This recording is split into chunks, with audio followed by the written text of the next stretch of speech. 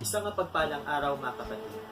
This is Brother Kino bringing you some thoughts for the journey. Our Gospel for this Sunday is Luke chapter 24 verses 35 to 48. Ilang linggo na tayo nagdiriwang sa muling pagkabuhay ni Jesus. At ito ang tanong, totoo ba na nabuhay siyang muli?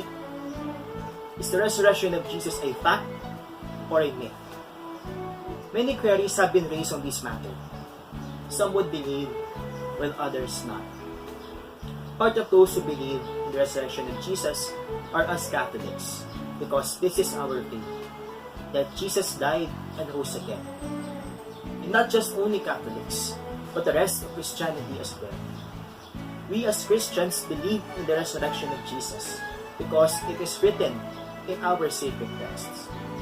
But some wouldn't accept this fact, because they are claiming that the body of Jesus must have been buried somewhere, and up to now, they are still looking for it.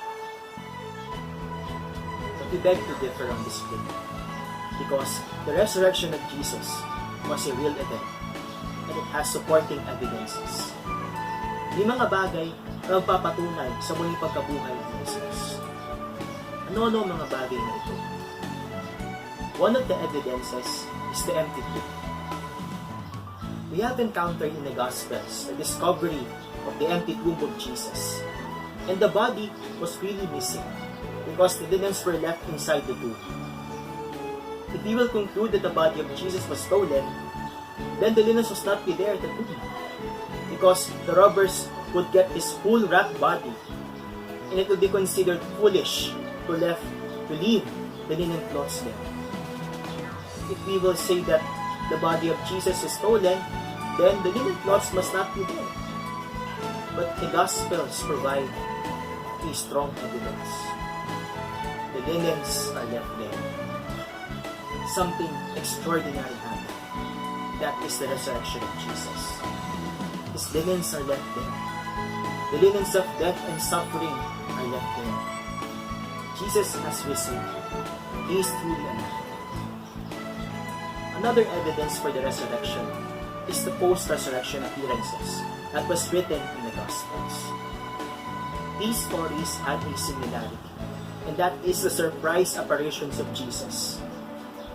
Jesus appeared not only to one person, because he appeared to many persons, and one of these are his disciples, which we will hear in our Gospel today. Jesus appeared without the linen cloths, and it is truly Jesus, and not a ghost of him, because the risen Jesus has bones and flesh, unlike a ghost who has none. This is what Jesus affirmed, that he must suffer, die, and rise again, in order to fulfill the Scriptures. Because the whole life of Jesus was actually a fulfillment of Scriptures. Every aspect of his life was prophesied, from his birth until his resurrection. And this is what he is supposed to do as the Son of God, that everything written about him must be fulfilled. There is another evidence for the resurrection of Jesus, and it is connected with the second one I mentioned. And they are the witnesses of the post-resurrection appearances. Who are those witnesses? Those witnesses were the disciples of Jesus. They would testify to this truth because they had seen it with their own eyes. And this is what they will proclaim to their companions and to the whole world.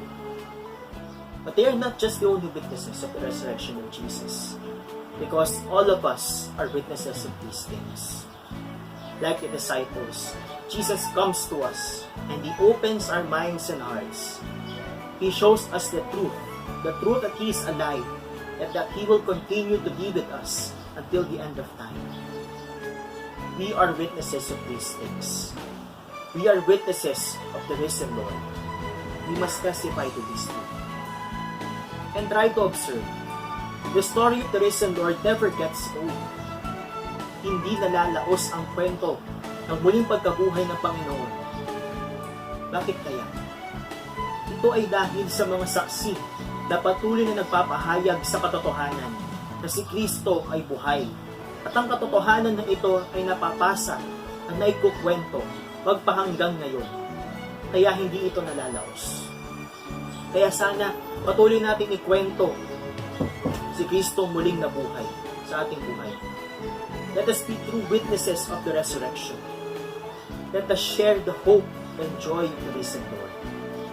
Let us continue to proclaim the truth that Christ is alive. The risen Lord is challenging us now. Let us accept the invitation. Let us be true witnesses.